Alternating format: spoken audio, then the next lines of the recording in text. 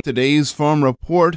Last week was National Farm Safety and Health Week, but as the University of Minnesota Extension Service Office's Emily Wilmes reports, farm safety is a year-round thing. Last week was National Farm Safety and Health Week. It is strategically placed at the beginning of harvest season, quite possibly one of the most dangerous times for farmers, but I think it's important that we continue the farm safety conversation year-round. In the blink of an eye, with one split-second decision, lives of farm families can change forever. Farm safety is personally very important to me, as my dad was in a farm accident at the age of 19. He lost all but a 10-inch stump of his right leg. I am thankful every day that it wasn't worse. I wouldn't even be here if it had been. To this day, my dad is still farming and milking cows, but not everybody is as fortunate as he was. If we all, as a community, took a step back and remembered the split-second decisions that can either save or endanger our lives, we might be able to prevent some of these tragedies. I've talked a lot in the past about what farmers can do, but today I'd like to speak to everyone, not just farmers, but those who live, work, or travel around a farming community.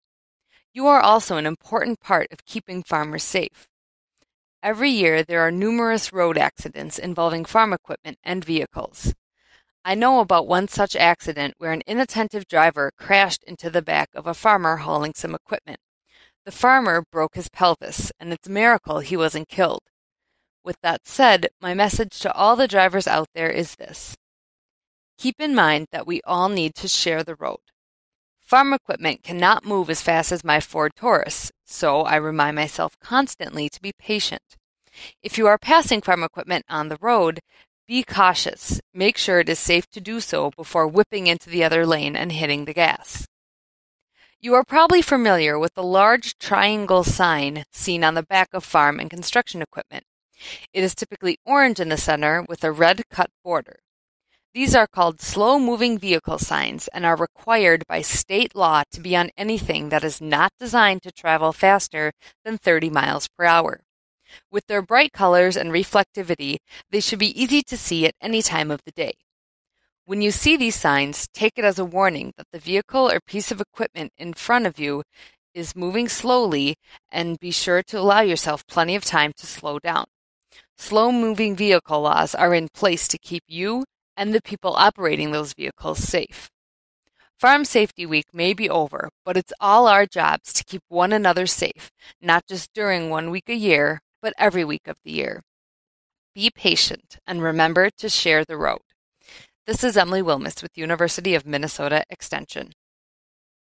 This is Farm Director Scott Colomb. Catch our local farm broadcasts at 6:35 a.m. and 4 p.m. here on AM 960 KLTF, or online anytime at fallsradio.com.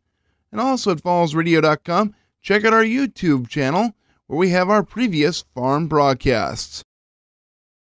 The sign-up deadline for the Dairy Margin Protection Program was extended from September 30th to November 20th. Emily Wilmes with the University of Minnesota Extension Service Office shares some important details for producers when it comes to signing up and when the new deadlines are. Dairy farmers, you may have heard by now that last week on Tuesday, the USDA extended the enrollment deadline for 2016 coverage with the Margin Protection Program to November 20th. The previous deadline was September 30th.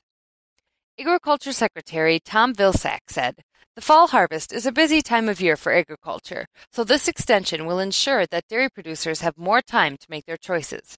We encourage all operations to examine the protections offered by this program because despite the very best forecasts, markets can change." With about 8 weeks to make a decision, all dairy farmers should try to take some time out of their busy schedules and review what the program is intended to do and what their options are. I would also like to clear up some confusion about needing to re-enroll. If you enrolled in the Margin Protection Program in 2015, you have to visit your local FSA office and re-enroll for 2016. There has been some misunderstanding about this, and I may have told you that if you don't want to buy up coverage for 2016, you will default to the $4 catastrophic coverage, implying that you don't actually have to go in and make a decision. This is not the case. If you no longer want to buy up coverage, you still have to go into FSA and elect the $4 coverage level and pay the $100 administrative fee. If you don't do that, there will be debt established against you, which can accrue interest, and you won't have any coverage until it's paid off. Also, whether you choose to buy up coverage or not, if the $100 administrative fee is not paid by November 20th, you will not receive the bump to your production history for 2016. If you do choose to buy up coverage this year, there are some changes in how you can pay your premiums. You also still need to visit your local FSA office to re-enroll and pay the $100 administrative fee. However, there are no longer two deadlines to make your premium payments by. You may remember that last year you needed to pay 25% by February 1st and the remaining 75% by June 1st. This year, the only payment deadline is September 1st of 2016. All premiums must be paid by that date. This allows farmers to pay their premium in the way that makes sense for them. They can pay all at the beginning, some every month, or all at the end, of whichever way the farm chooses. Just remember that you still need to go in and pay the $100 fee upon re-enrollment by November 20th of this year, and then all of your premiums need to be paid by September 1st of next year. If you would like, you have the option to work with your processor for them to send your payments on your behalf out of your milk check. If you have any questions about the Margin Protection Program and 2016 enrollment, call me at the Stearns County Extension Office at 320-255-6169. This is Emily Wilmus with University of Minnesota Extension. We food shoppers are having a most unusual year. Price hikes have been very low for food in general, and to make it even more unusual, we even have a few categories that we're expecting for deflation. Almost unheard of, but Agriculture Department food price analyst Anne-Marie Kuhn says it's happening. Take a look at the meat counter at pork. Prices are already lower than this time a year ago, and for this year as a whole. We expect pork prices to fall between 3 and 4%, and also for fresh fruits. We're expecting fresh fruits to fall between 0 and 1%. And so far, dairy products are falling into that deflation column. At least milk is. We're paying 7% less for milk than this time in 2014. But to sort of balance that out, egg prices right now are 35% higher than a year ago. Beef prices 5% higher.